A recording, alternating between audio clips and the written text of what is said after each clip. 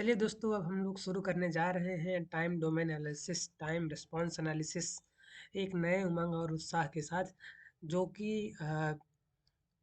आपके बीटेक के लिए तो इम्पोर्टेंट है, साथ ही साथ गेट के लिए भी इम्पोर्टेंट है। सो इस पर थोड़ा सा फोकस करके आप लोग इसको अच्छे से पढ़ने की कोशिश कीजिए। और देखिए, अभी तक हम लोगों ने क्या पढ़ा है कि कंट्रोल सिस्टम के बारे में जाना है। उसके बाद किसी भी सिस्टम का इनपुट क्या होता है, आउटपुट क्या होता है और ट्रांसफर फंक्शन कैसे निकाला जाता है, ये पढ़ा है। उसके बाद मैथमेटिकल मॉडलिंग पढ़ी है। तो इसका मतलब हम लोग ये जान गए हैं कि पहले से किसी सिस्टम के बारे में जान लेते हैं, उसका एक मॉडल कर तैयार कर सकते हैं, उसका ट्रांसफर फंक्शन निकालेंगे। अब क्या होता है कि अगर हमने एक सिस्टम को मॉडल कर लिया है, तो ये जानते हुए कि वो सिस्टम कितना स्टेबल, जानने के लिए कि वो सिस्टम आगे चल के कितना स्टेबल रहेगा, ठीक है, किन टाइम्स पे वो वैरी करेगा, किन टाइम्स वो वैरी कर नहीं करेगा। तो इसके लिए अब हम लोग क्या करते हैं, उसी जो उनके ट्रांसफर फंक्शंस की इक्वेशन होती हैं, चाहे डिफरेंशियल इक्वेशन हो चाहे ट्रांसफर फंक्शन मॉडल हो, तो हम लोग क्या करते हैं, उनमें काफ़ी सारे इनपुट लेते हैं। और उसके बाद हम लोग टेस्ट करेंगे कि कैसा हमारा सिस्टम ऑपरेट हो रहा है, उसका आउटपुट क्या निकल रहा है, ठीक है। तो ये सब जानने के लिए हम लोग सबसे पहले आते हैं कि किसी सिस्टम का हम लोग फर्स्ट ऑर्डर रिस्पॉन्स एनालिसिस करते हैं, उसके बाद सेकंड ऑर्डर करते हैं, ठीक है। जैसे देखिए, हमारा सिस्टम कॉम्प्लेक्स कब हो जाता है कि जब वो सेकंड ऑर्डर से ज़्यादा का होता है। तो इसलिए क्या करते हैं हम लोग कि ज़्यादा ऑर्डर वाले डिफरेंशियल इक्वेशंस को हम लोग अप्रॉक्सीमेटली ला के सेकंड ऑर्डर में कन्वर्ट करते हैं, उसके बाद ही उसका एनालिसिस करते हैं। ये जनरली चीज़ होते हैं। और याद रखिए कि जो इनपुट में हमारे सिग्नल्स लिए जाते हैं, वो जनरली सबसे पहले सारी फ्रीक्वेंसीज़ के लिए जो इस्तेमाल होने वाला रहता है, वो इम्पल्स होता है, ठीक है? और उसके बाद हमारा केवल पॉजिटिव के लिए स्टेप होता है, ऐसे रैंप होता है, पैराबोलिक होता है, ठीक है? तो इम्पल्स को स्टैंडर्ड माना गया है किसी भी, जैसे देखिए इम्पल्स का क्या जो फ्रीक्वेंसी रिस्पॉन्स होता है, माइनस इन्फिनिटी टू इन्फिनिटी के लिए हम लोग इसको यूज़ कर सकते हैं। इसलिए हाँ, जनरली जो होता है, हम लोग इम्पल्स सिग्नल को ही फर्स्टली यूज़ करते हैं, ठीक है। उसके बाद हम लोग स्टेप सिग्नल का यूज़ करते हैं, फिर रैंप सिग्नल का, फिर पैराबोलिक का यूज़ करते हैं। चलिए, इसी के साथ हम लोग अब शुरू करने जा रहे हैं time response analysis of control system, ठीक है। अब देखिए, सबसे पहला आता है हमारा स्टैंडर्ड सिग्नल से पहला आता है इम्पल्स सिग्नल। इम्पल्स सिग्नल में क्या होता है कि माइनस इन्फिनिटी टू इन्फिनिटी में केवल ज़ीरो पे ही आपका रिस्पॉन्स देता है, ठीक है। केवल इसी पे इसकी वैल्यूज होती है, रिसीव होती है, बाकी सब ज़ीरो रहती है, ठीक है, हर एक टाइम इंस्टेंट पर। आगे चलते हैं तो हम लोग देखते हैं कि the impulse signal is zero for all T does not equal zero and it is infinity at T बराबर zero, it rises to infinity at T बराबर zero minus and comes to back to zero inclusive of if this area, ठीक है। तो ये चीज़ें हैं। If A is equal to one it is called a unit impulse function, thus an impulse signal is denoted by this, ठीक है। तो impulse को हम लोग क्या कर सकते हैं, डेल्टा टी से रिप्रेजेंट करते हैं। इम्पल्स सिग्नल को हम लोग डेल्टा टी से रिप्रेजेंट करते हैं। और इसका जो मैग्नीट्यूड अगर ए रहेंगे तो एफ टी क्या हो जाएगा, ए इंटू डेल्टा टी हो जाएगा, ठीक है, ये चीज़। तो देखिए, इसका मतलब, ये कहने का मतलब है कि y बराबर इन्फिनिटी के लिए मीन्स ये जो होता है, केवल इसी पे जो इसकी वैल्यू वन होगी। यहाँ पे एफ टी बराबर इन्फिनिटी पे ही इसकी वैल्यू वन होगी। टी बराबर माइनस इन्फिनिटी से लेकर इन्फिनिटी तक इसकी वैल्यू ज़ीरो रहेगी, except at T is equal to zero, except at T is equal to zero, जिस पर उसकी वैल्यू ए रहेगी। मान लीजिए कोई ए मैग्नीट्यूड है, ठीक है। चलिए आगे देखते हैं। आगे आता है हमारा स्टेप सिग्नल। स्टेप सिग्नल क्या होता है कि ये टी बराबर जीरो से लेकर टी बराबर इन्फिनिटी तक इसकी वैल्यू समथिंग ए मैग्नीट्यूड रहती है, ठीक है। जैसे मान लीजिए अगर इसकी वैल्यू हम लोग ए इज इक्वल टू वन लेते हैं, तो क्या होगा, इस पे हर एक टाइम इंस्टेंट पर इसकी वैल्यू वन रहेगी, ठीक है। अगर ए इज इक्वल टू वन है तो हर एक इंस्टेंट पर इसकी वैल्यू वन होगी, ठीक है। तो इसको हम लोग रिप्रेजेंट कर सकते हैं, स्टेप सिग्नल को हम लोग यूटी से रिप्रेजेंट करते हैं। स्टेप सिग्नल को हम लोग यूटी से रिप्रेजेंट करते हैं। और अगर मान लीजिए कोई ए मैग्नीट्यूड इसमें हमने और कर दिया है, ए से मल्टीप्लाई कर दिया है, तो वो ए मैग्नीट्यूड का हो जाएगा, ठीक है। चलिए अब हम लोग देखते हैं। और यूनिट स्टेप फंक्शन का मतलब हो गया कि अगर ए इज इक्वल टू वन ले लिया है, तो वो इसको यूनिट स्टेप कहेंगे, ठीक है। ऐसे ही रैंप सिग्नल क्या होता है, रैंप सिग्नल हमारा होता है कि एफ टी इज इक्वल, देखिए यहाँ पे क्या है कि ये जीरो से ऐसे लीनियरली इंक्रीजिंग सिग्नल को हम लोग रैंप सिग्नल बोलते हैं, ठीक है। इंक्रीज लीनियरली जो लीनियर होगा हमारा सिग्नल उसी को हम रैंप सिग्नल बोलेंगे। तो इसमें क्या होता है, F T is equal to T, means कि जैसे जैसे टी बढ़ता रहेगा वैसे वैसे हमारा एफ टी बढ़ता रहेगा। जैसे टी बराबर 1 हो तो एफ टी भी ऐसे हो गया, और से टी बराबर 2 हो तो ऐसे होगा, ठीक है। मीन्स जनरल ये है, अगर उसमें ए का मल्टीप्लाई कर देते हैं ए मैग्नीट्यूड का, तो क्या हो जाएगा कि जब हमारा टी बराबर 1 है तो मान लीजिए ए है, तो टी बराबर 2 पे 2a हो जाएगा, 3 बराबर at T is equal to 3 पे 3a हो जाएगा। तो ऐसे मीन्स लीनियरली जो है इंक्रीजिंग या वेरिंग हो जाएगा, ठीक है। उसको हम लोग क्या बोलेंगे, रैंप सिग्नल बोलेंगे। अगर वही हमारा ए बराबर 1 होता है तो उसको हम लोग यूनिट रैंप सिग्नल बोलते हैं। तो वो क्या हो जाएगा, F T is equal to T हो जाएगा, अगर वो हमारा यूनिट यूनिट रैंप सिग्नल है तो, ठीक है। चलिए, या तो हम बोल सकते हैं कि ए इज इक्वल टू 1 हो जाए तो उसको यूनिट रैंप सिग्नल कहेंगे, या फिर इसको कह सकते हैं कि इसका अगर स्लोप 1 हो, इसका अगर स्लोप 1 हो तब जो है ये यूनिट रैंप सिग्नल कहा जाए। क्यों ऐसा क्यों है, मान लीजिए एफ टी की जगह पे वाई होता तो क्या हो जाता, Y is equal to X होता, Y is equal to X, और वो जो है Y is equal to M X है। जैसे एम जहाँ पे स्लोप होता है, एक्स हमारे एक्स कोऑर्डिनेट वाई कोऑर्डिनेट होता है, तो Y is equal to M X में एम स्लोप होता है। तो इन द सेम ये क्या हो रहा है, F T is equal to A T हो रहा है, तो ये क्या करेगा, ए स्लोप का काम करेगा। तो इसलिए कह रहे हैं कि अगर ए बराबर 1 हुआ, इसका मतलब स्लोप बराबर 1 हुआ, तो उसको यूनिट रैंप सिग्नल कहा जाएगा। चलिए अब आगे डिस्कस कर लेते हैं। एक थोड़ा सा नया जो सिग्नल हमको दिखाई पड़ता है वो आता है पैराबोलिक सिग्नल का। जैसे क्या कहते हैं, हमारे पास सबसे पहले हम लोगों ने पिछले क्लासेस में पिछले जो है सेमेस्टर्स में पढ़ा होगा कि unit unit signal, ramp signal और हमारा इम्पल्स सिग्नल। वैसे ही अब इसमें आता है एक पैराबोलिक सिग्नल। तो पैराबोलिक क्या होता है, पैराबोला के शेप में इसका इंक्रीजिंग या डिक्रीजिंग रहता है, जिसको हम लोग रिप्रेजेंट करते हैं। जैसे देखिए, इसको क्या होता है, वाई क्या कहते हैं, एक्स स्क्वायर और वाई, या फिर Y square is equal to something M X, ऐसा होता है ना।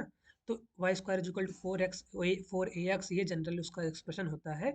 तो वैसे ही अब यहाँ पे क्या है, जैसे देखिए, ये है हमारा ये है हमारा y जो है हाँ, ये जो है इसका जो फेस है ये y की तरफ खुल रहा है, तो ये क्या हो जाएगा जनरल टर्म से होता है, X square is equal to 4ay।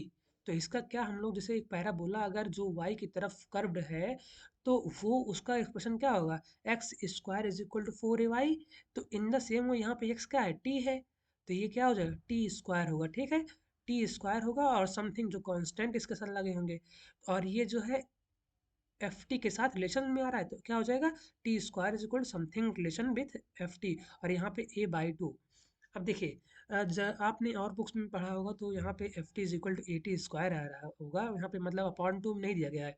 क्यों, ऐसा क्यों है, तो देखिए, जो कॉन्सेप्ट की बात है, अब देखिए कॉन्सेप्ट पे बात करते हैं, फोकस करते हैं, तो हमारे पास दो तीन अच्छे कॉन्सेप्ट आते हैं।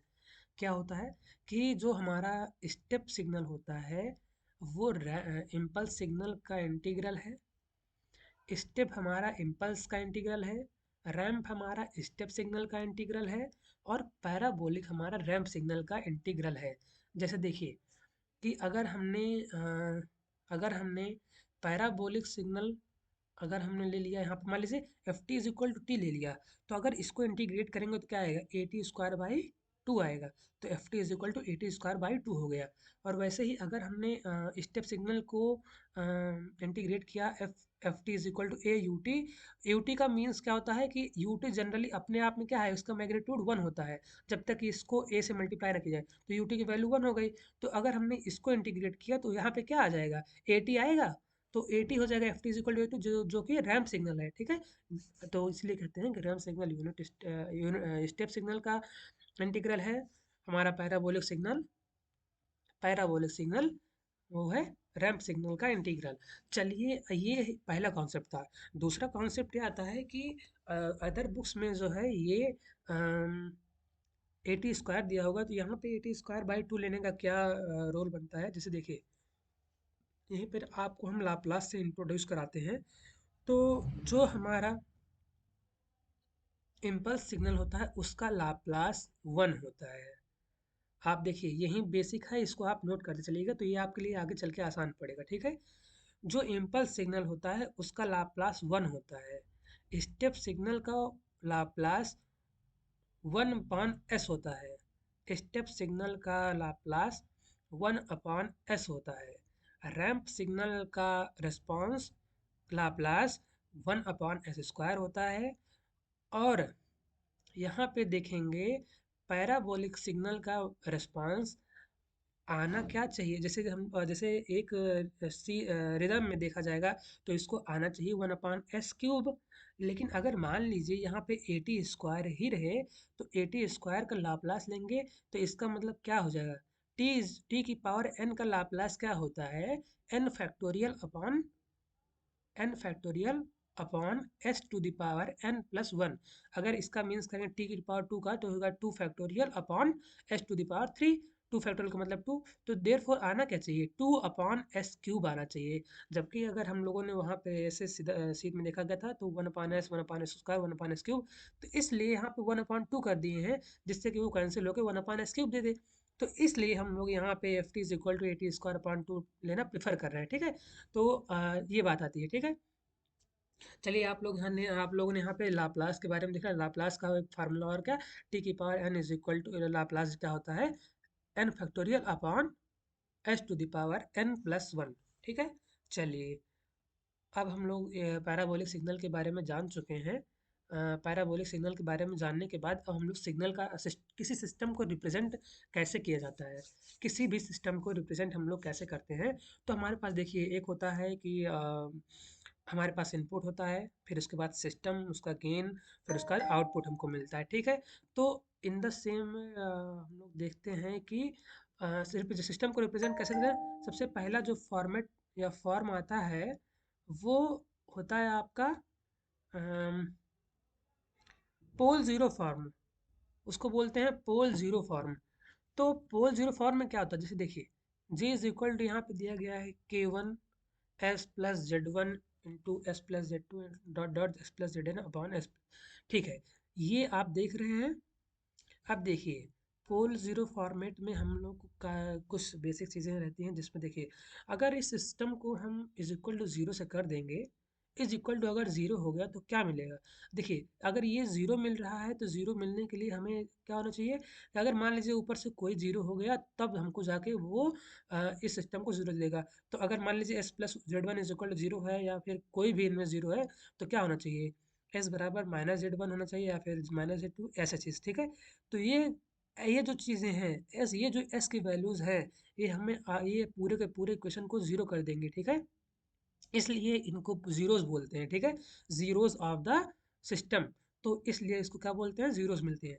अब देखिए यहाँ पे क्या है, ये जो चीज़ें ना ज़ीरो कर रही हैं, ये जो डिनोमिनेटर है, डिनोमिनेटर को ज़ीरो करने के लिए जो एस की वैल्यूज़ आएंगी उनको हम पोल्स कहेंगे। इनफैक्ट ये ओवरऑल सिस्टम के जो गेन है उसको या फिर जो इसका ट्रांसफ़र फंक्शन है उसकी वैल्यू क्या कर देगा, सॉरी ट्रांसफ़र फंक्शन नहीं बोलेंगे, पूरे सिस्टम का जो ओपन लूप ट्रांसफर फंक्शन बोल सकते हैं। तो जो ये ओपन लूप ट्रांसफर फंक्शन है उसके उस वो क्या करेगा, उसको तो इन्फिनिटी कर देगा, क्योंकि अगर ये ज़ीरो हो गए तो ओवरऑल जो इसका ओपन लूप ट्रांसफर फंक्शन है वो क्या आ जाएगा, इन्फिनिटी हो जाएगा। तो ये जो इन्फिनिटी करने वाली चीज़ें हैं वो उसको पोल्स बोलेंगे, ठीक है। तो चलिए ज़ीरो जान गए कि न्यूमरेटर को ज़ीरो करने पे जो हमें मिलेगा वो ज़ीरोज़ हो गए। डिनोमिनेटर को ज़ीरो करने के लिए जो मिलेगा एस की वैल्यू उसको पोल्स बोलेंगे। Next, we will be discussing about something. Yes, यहाँ से आप लोग ये जान गए हैं। चलिए ये था हमारा एक सिंपल फॉर्मेट। उसके बाद एक नई चीज़ इंट्रोड्यूस होती है। अगर मान लीजिए यहाँ पे s to the power something n हो, अगर यहाँ पे अपॉन डिनोमिनेटर में s to the power n होगा तो वो क्या रिप्रेजेंट करेगा, वो रिप्रेजेंट करेगा कि s to the power n is equal to zero. इसका मतलब एस की वैल्यू उतनी बार जीरो हो रही है। उतनी बार जीरो होने का क्या मतलब है कि वो हमारा टाइप ऑफ द सिस्टम बताता है। इसको याद रखिएगा, s to the power denominator में एस टू द पावर जितना भी होगा एन, वो हमारा n type of the system को रिप्रेजेंट करेगा। जैसे मान लीजिए जहाँ पे एस नहीं है उसका मतलब एस की पावर जीरो है, तो टाइप ऑफ द सिस्टम कितना होगा, जीरो हो गया। अगर डिनोमिनेटर में s to the power two है तो type of the system two हो गया, ठीक है। चलिए अब देखिए उसी के साथ जैसे देखिए क्या कि नंबर ऑफ पोल्स अगर हमें जानने होंगे, अगर हमें overall number of the poles जानने हैं और भी एट द ओरिजिन, ये एक्चुअली है क्या, डिनोमिनेटर में तो इसका मतलब पोल है, और अगर पोल है तो इसका मतलब जितनी बार वो जीरो आ रहा है, जितनी बार जीरो आ रहा है उतने पोल्स होंगे ओरिजिन पे। तो जितना n की वैल्यू होगा या r की वैल्यू है वो number of poles at origin हो गए। ठीक है, इसी के साथ ये चीज़ हम लोग जान गए हैं, number of poles at origin हो गया, या फिर टाइप ऑफ द सिस्टम बताता है ये चीज़। एक एस की पावर आर है, अगर एस की पावर आर है तो ये क्या रिप्रेजेंट करेगा, आर टाइप ऑफ द सिस्टम या फिर number of poles at the origin. चलिए यहाँ से हम लोगों ने पोल जीरो फॉर्मेट से pole zero type of the system और number of poles at the origin, ये एक एक नंबर के कुछ क्वेश्चन हम लोगों ने जान लिए हैं। आगे देखते हैं। और टाइम कांस्टेंट फॉर्म में हम लोग देखते हैं कि यहाँ पे क्या होता है कि जैसे देखिए हम लोगों ने, जैसे हम मान लीजिए एस प्लस पी था, तो अगर हमने पी को कॉमन ले लिया, अगर यहाँ पे हमने सॉरी, यहाँ पे अगर हमने जेड को कॉमन ले लिया तो यहाँ पे कुछ जेड आ जाएगा, यहाँ पे कुछ जेड आ जाएगा। जैसे जेड को, जैसे मान लीजिए अगर किसी जगह पे हम लोग लिखा है एस प्लस थ्री, अगर थ्री को कॉमन ले लेंगे क्या हो जाएगा, S upon three plus one, sorry three into S upon three plus one, यही तो होगा। तो इसका मतलब क्या हो रहा है, अगर ये यहाँ से कुछ कॉमन ले लिया तो ये वन हो जाएगा, और जो भी आएगा इसके एस के साथ लग जाएगा, और साथ ही साथ कुछ न कुछ जो फैक्टर्स होंगे वो बाहर चले जाएंगे। देखिए इसीलिए जो यहाँ पे के वन है, के वन भी अल्टर हो जाएगा, इसका मतलब के वन भी चेंज हो गई, समथिंग के हो गया। उसके बाद ये जो फॉर्मेट है यहाँ पे, इसको बोलते क्या है, इस फॉर्मेट को अगर सब में से जो ए टर्म थे, जेड टर्म थे, पी टर्म थे, इनको कॉमन लेके इस फॉर्मेट में कर दिया जाए तो हमारा जो K1 होगा वो K में चेंज हो जाएगा, और पूरा का पूरा ओपन लूप ट्रांसफर फंक्शन इस फॉर्मेट में चेंज हो जाए। इसी फॉर्मेट को हम लोग टाइम कांस्टेंट फॉर्म बोलते हैं, इस कांस्टेंट को हम लोग टाइम फॉर्मेट बोलते हैं। ठीक है, टाइम कांस्टेंट फॉर्म, सॉरी। तो उसके बाद अब देखिए जो चीज़ ये है टी जेड वन, आखिर हो क्या रहा है, ये हो क्या रहा है, जैसे मान लीजिए अगर हमारे पास एस प्लस पी था, एस प्लस पी था, तो अगर हम पी कॉमन लेंगे तो ये चीज़ पी बाहर आएगा, P into S upon P हो जाएगा। तो एस अपॉन पी तो मतलब वन अपॉन पी ही टेक टी के बराबर है, टाउ के बराबर है। तो ये जो टाइम कांस्टेंट फॉर्म है, ये जो टी है, टी जेड वन है, ये एक्चुअली है क्या, वन अपॉन जेड वन है। टी जेड वन क्या है, ये वन, जैसे सेट क्या बोलते हैं इसको, z i is equal to one upon tau है। ठीक है, और उसके बाद ऐसे ही पोल क्या है, वन अपॉन टाउ पी है। ठीक है, तो ये क्या है, आपस में रेसिप्रोकली कनेक्टेड होते हैं। अब आगे देखते हैं के आई और के में रिलेशन क्या होता है। देखिए यहाँ पे क्या हुआ था, यहाँ पे क्या हुआ था, यहाँ से सारे जेड निकल आ गए थे, यहाँ से जेड वन निकला था, यहाँ से जेड टू निकला था, मतलब पिछले इक्वेशन से जेड वन जेड टू सब सारे सारे बाहर आ गए थे, और जाके वो के को अल्टर कर रहे थे, के वन को अल्टर करते उसमें प्रोडक्ट हो गए थे। ऐसे ही ये क्या हुए थे, यहाँ से p one p two p three का कॉम्बिनेशन निकला था, और ये जाके के से ही अल्टर हो गए हैं, जो कि के वन इसीलिए चेंज हुआ है। तो यहाँ पे क्या हो गया, इसीलिए के जो नया आया है वो के वन टाइम्स ऑफ क्या है, सारे सारे सारे जीरोस का प्रोडक्ट अपॉन सारे के सारे प्रोडक्ट पोल्स का प्रोडक्ट। तो इसीलिए कहते हैं कि जो हमारा नया के आएगा, टाइम कांस्टेंट का जो टाइम कांस्टेंट फॉर्म का जो के है, वो पोल जीरो फॉर्म के का क्या होगा, मल्टीप्लाई होगा किससे, सारे जीरोस का प्रोडक्ट अपॉन सारे पोल्स का प्रोडक्ट। ठीक है, चलिए ये चीज़, ये एक कॉन्सेप्ट कॉन्सेप्टुअल चीज़, इसको कोई याद करने की ज़रूरत नहीं है।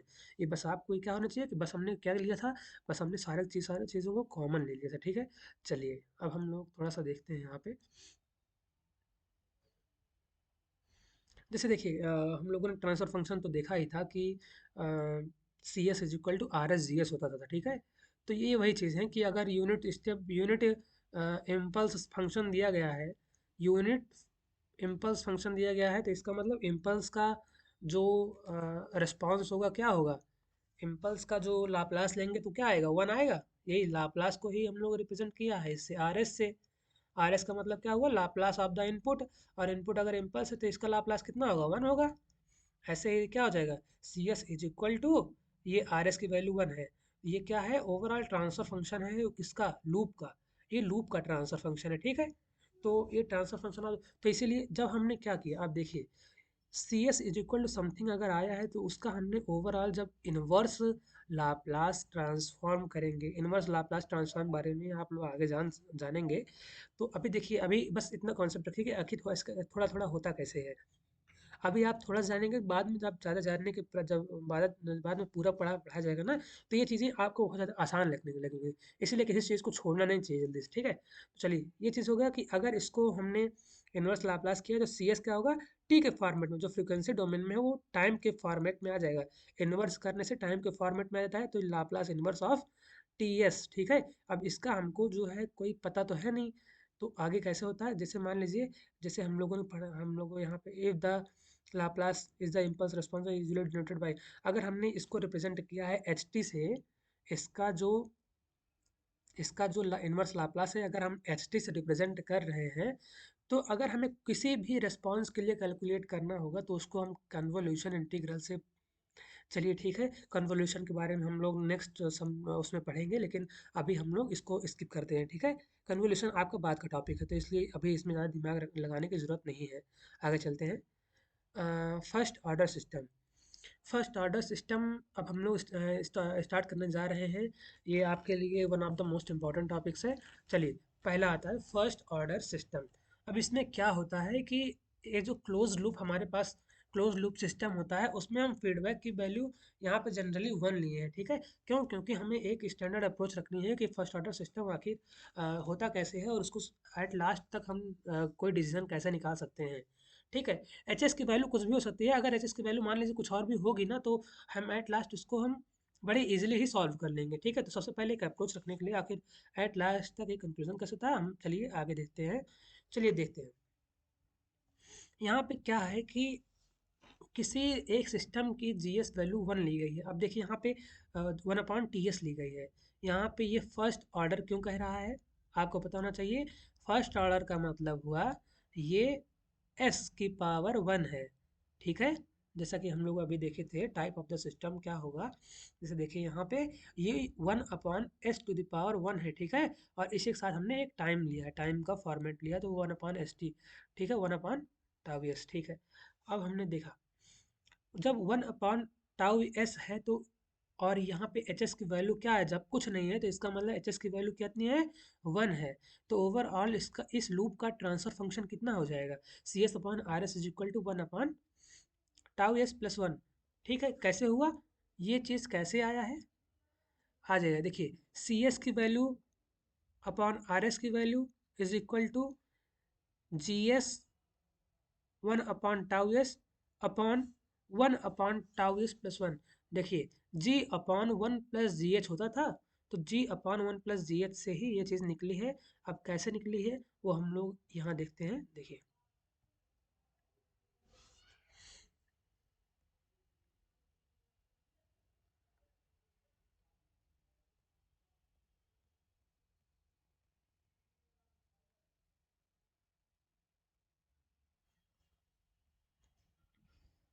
देखिए हाँ, देखिए हमारे पास ये होता है कि C S upon R S is equal to G S upon one plus G S H S होता था, तो एच एस की वैल्यू वन ली गई है, तो इसलिए C S upon R S की value G S upon one plus G S हो गई, ठीक है। तो यहाँ से कैलकुलेशन के बाद हमारा हमको ये मिल रहा है C S upon R S is equal to this one upon S T plus one मिल जा रहा है, ठीक है। तो इसलिए क्योंकि the power of S is one in the denominator form, hence the above transfer function is of the first order and the system is said to be the first order system, ठीक है। क्योंकि वहाँ पे जो G S की value थी उसके जो डिनोमिनेटर था उसका वैल्यू, उसमें एस की वैल्यू जो है वन थी, इसलिए इस सिस्टम को फर्स्ट ऑर्डर सिस्टम बोलेंगे, ठीक है। चलिए C S upon R S की वैल्यू, ठीक है। चलिए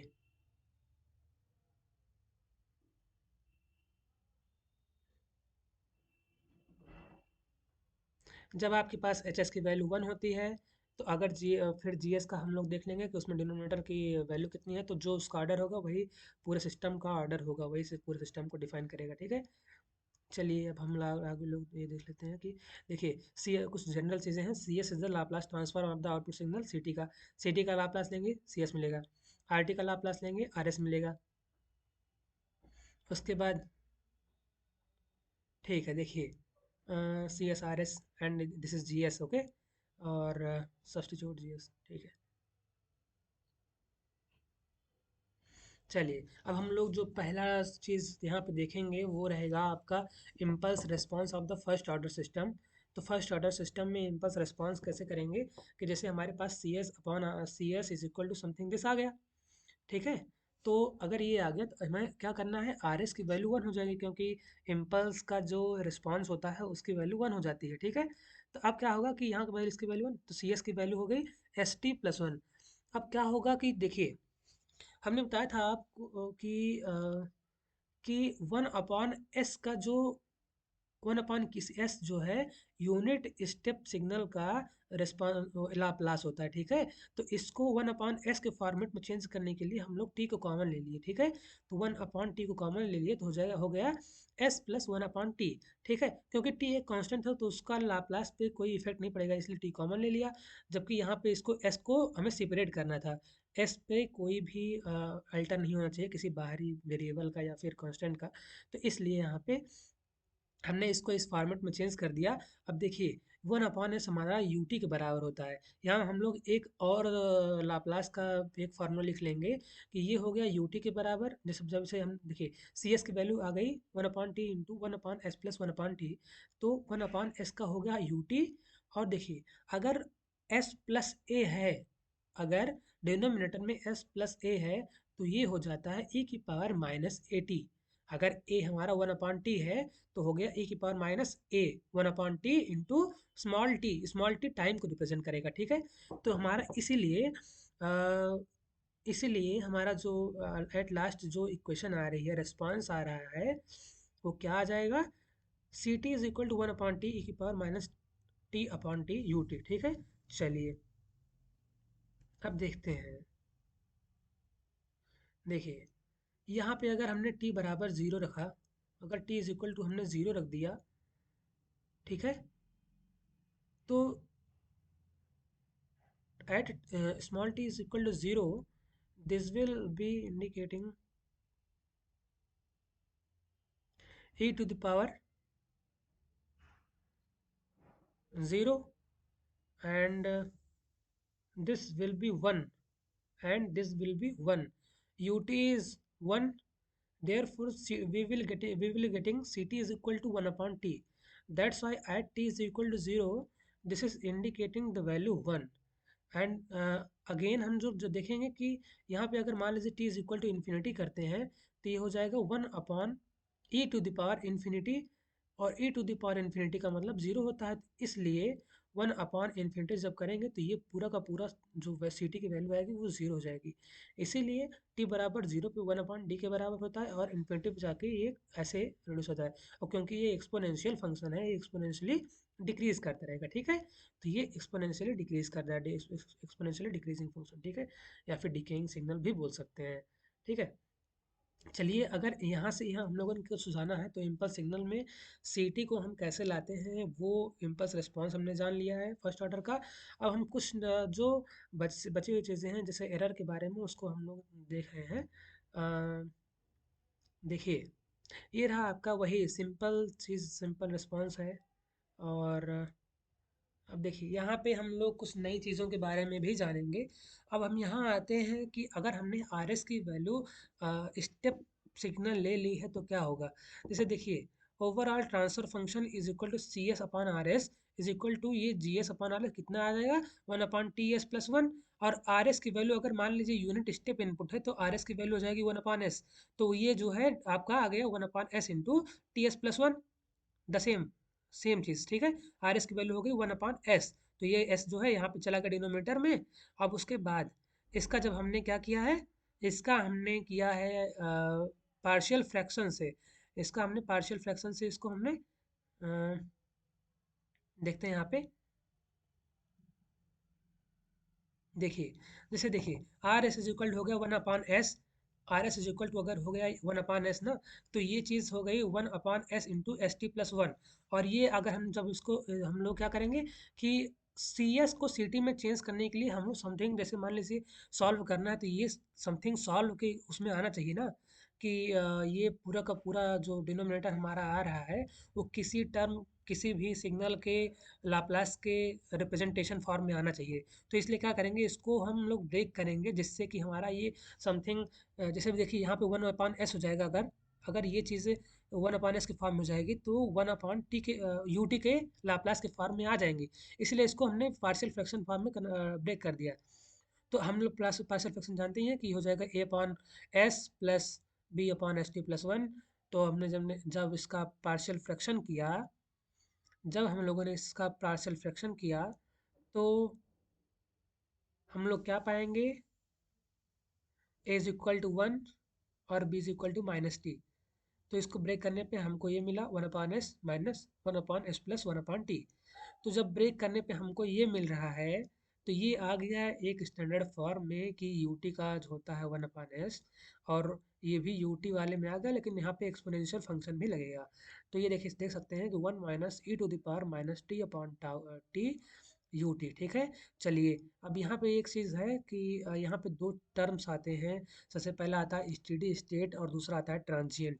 स्टेडी स्टेट और ट्रांजिएंट में क्या डिफरेंस है? स्टेडी मीन्स होता है कांस्टेंट, ट्रांजिएंट मीन्स होता है चेंजिंग या वेरिएबल। तो यहाँ पे जब हमने इसको मान लीजिए यू टी को मल्टीप्लाई करते हैं तो हो जाएगा u T minus e to the power minus T upon T U t. तो ये जो पहला टर्म है, जो ये कांस्टेंट वाला टर्म है, ये कांस्टेंट टर्म, ये वेरिएबल टर्म। तो कांस्टेंट टर्म और वेरिएबल टर्म में हम लोग डिसाइड कर देंगे कि ये वाला जो टर्म है ये आपका निकलेगा स्टेडी स्टेट टर्म, ये होगा ट्रांजिएंट स्टेट टर्म। ये आपका ट्रांजिएंट टर्म हो गया और ये आपका स्टेडी स्टेट टर्म हो गया। ठीक है। अब ये है आपका वन माइनस इसी इस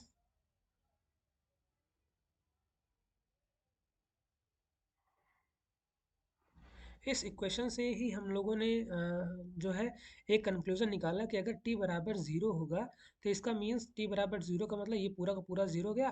तो ये किसके बराबर हो गया? यू टी के बराबर हो गया। Sorry sorry, at T is equal to zero ये हो जाएगा आपका वन के बराबर। तो हमारा पूरा का पूरा जो इक्वेशन है वो ज़ीरो के बराबर हो जाएगा। अगर t बराबर इन्फिनिटी ले लेते हैं, t is equal to infinity का मतलब हो गया A to the power minus infinity, और ये हो जाएगा one upon E to the power infinity. One upon infinity means zero हो जाएगा, ये वन के बराबर हो जाएगा। चलिए अब ये चीज़ कैसे हो जाएगी, ये कि टी बराबर ज़ीरो जब ये था तो ये टी बराबर ज़ीरो पे ये ज़ीरो के बराबर हो गया था, और टी बराबर इन्फिनिटी पे ये वन के बराबर हो गया। ठीक है।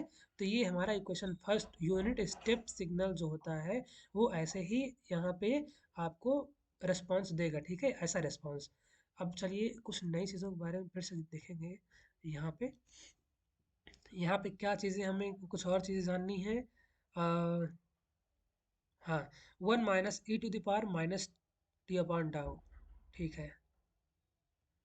अब यहाँ पे देखिए, अगर ये तो हो गया कि जीरो पे और इन्फिनिटी पे हमें यहाँ ज़ीरो मिलेगा, यहाँ पे वन मिलेगा। लेकिन बात आती है जब हमारा टी टाउ के बराबर हो जाएगा तो क्या हमें इसका रिस्पांस क्या मिलेगा? At T is equal to tau पे रिस्पांस क्या मिलेगा? वो हो जाएगा one minus a to the power minus one t बराबर टाउ पे। देखिए इसको आप लोग हमें यहाँ पे कहीं नोट कर लीजिएगा। T to the power minus one की वैल्यू होती है 0.368। E to the power minus one की वैल्यू होती है 0.368। तो ये चीज़ नोट करके रखिएगा। और वन माइनस तो हो जाता है 0.632। इसका मतलब हो गया कि 63.2% हमें मिलेगा कि जब हमारा टी टाउ के बराबर होगा। और उसी टाउ को हम लोग बोलते क्या हैं? Time constant. ठीक है, उस टाउ को हम लोग टाइम कांस्टेंट बोलते हैं। ठीक है। चलिए टाइम कांस्टेंट हो गया। अब हम लोग एक नए टर्म से इंट्रोड्यूस होते हैं। यहाँ हमारे पास एक टर्म आता है जिसको हम लोग एरर बोलते हैं। तो एरर आखिर होता क्या है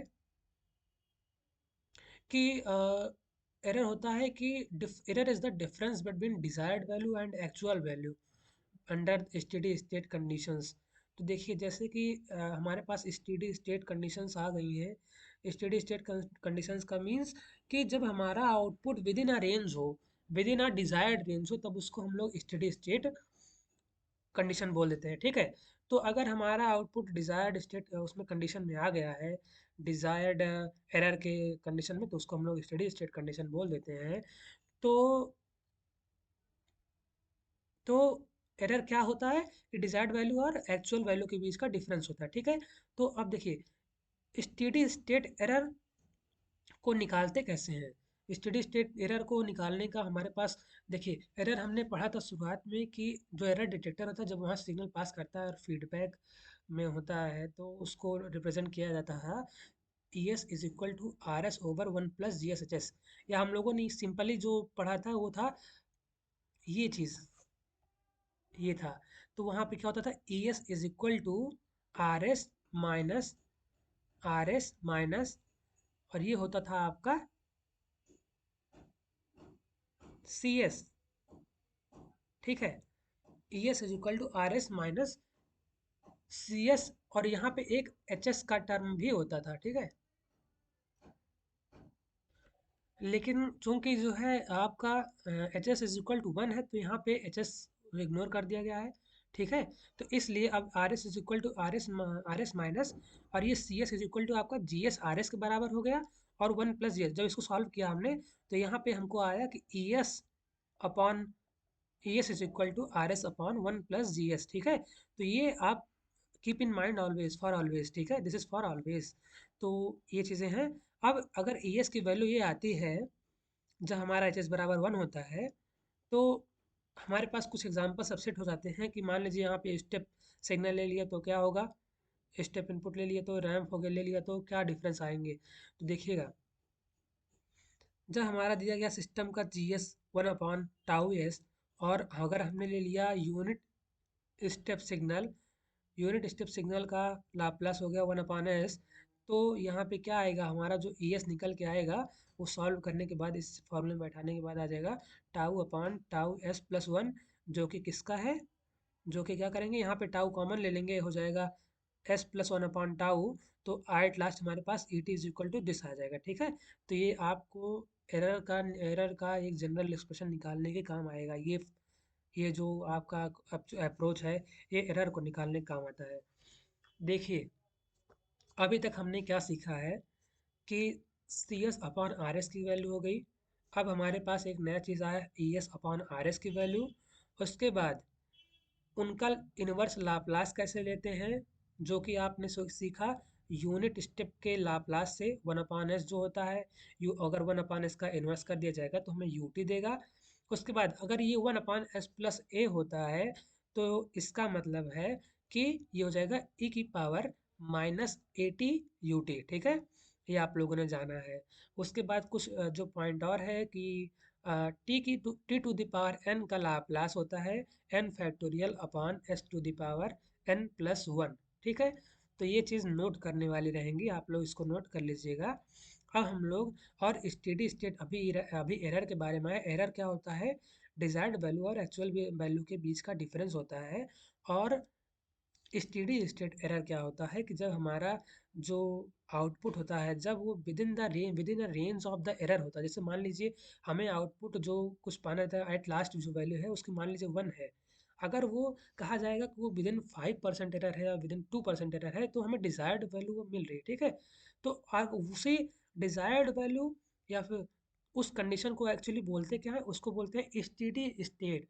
तो स्टेडी स्टेट कंडीशन पे हमें जो एक्चुअल वैल्यू और डिजायर्ड वैल्यू में अंतर मिल रहा है उसी को हम लोग एरर बोलेंगे, ठीक है। या फिर स्टेडी स्टेट एरर बोलेंगे, ठीक है। तो चलिए अब आप लोग स्टेडी स्टेट एरर का भी फार्मूला जान गए हैं। उसके बाद वहाँ से टी का एक्सप्रेशन कैसे लाते हैं, फ्रीक्वेंसी डोमेन को टाइम डोमेन में रिप्रेजेंट कैसे करेंगे, ये आप लोग बेहतर तरीके से जान चुके हैं। चलिए अब हम लोग आगे बढ़ेंगे। चलिए अब हम देखते हैं कि आप देखिए अभी तक हम लोग जाने इम्पल्स रिस्पांस के बारे में, स्टेप रिस्पांस के बारे में। अब हम जानेंगे यूनिट रैंप रिस्पांस के बारे में। अब रैंप का जब हम लोग क्या कहते हैं, ये है हमारा इनपुट। तो इसका हम लोग रैंप सिग्नल का लाप्लास क्या होगा, one upon S square, as we have discussed before. तो हमारा लाप्लास क्या हो जाएगा, one upon S square. C S हमारा हो जाएगा R S into G S. G S हमारा one upon S T plus one था, ठीक है, जैसा कि हम लोगों ने फिगर में देखा भी था। तो s C S is equal to R S into G S हो गया, ठीक है। अब time response is obtained by taking inverse Laplace transform. अगर हमें इसका टाइम रिस्पॉन्स चाहिए तो इसको क्या करेंगे, इनवर्स लाप्लास ले लेंगे। इनवर्स लाप्लास लेंगे तो इनवर्स लाप्लास कैसे लेंगे इसका, चलिए इसका हम थोड़ा सा प्रोसीजर आपको दिखा देते हैं। अम,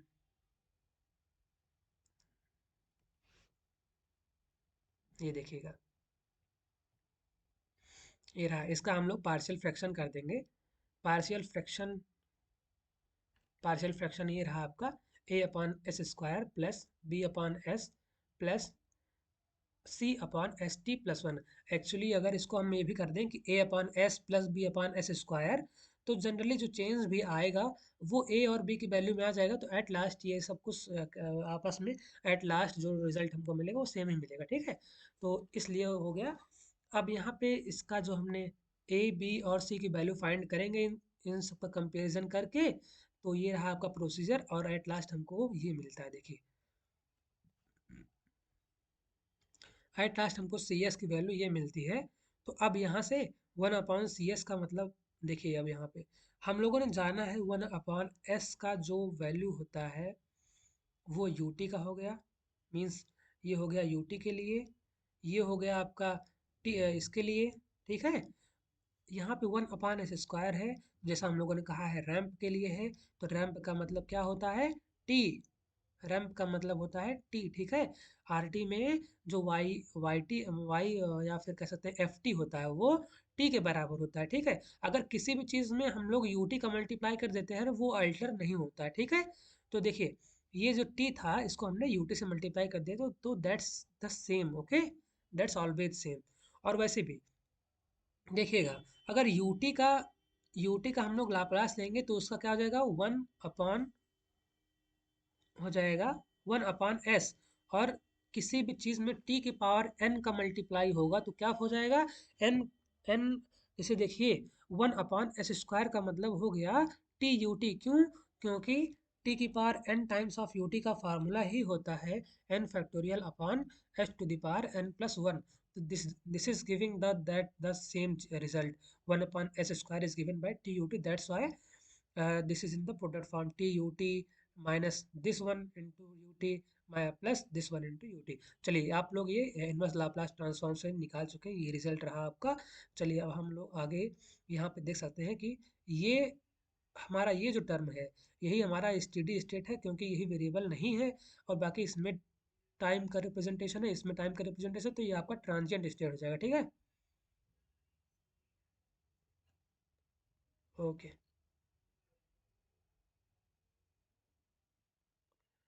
actually I am missing something, just wait.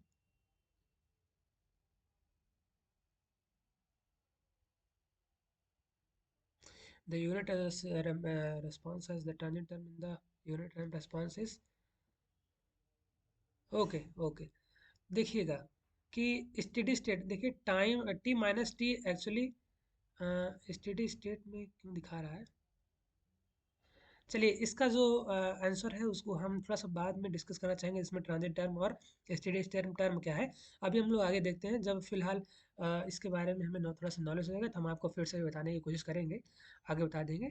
चलिए अब हम लोग आगे बढ़ते हैं, आगे बढ़ते हैं।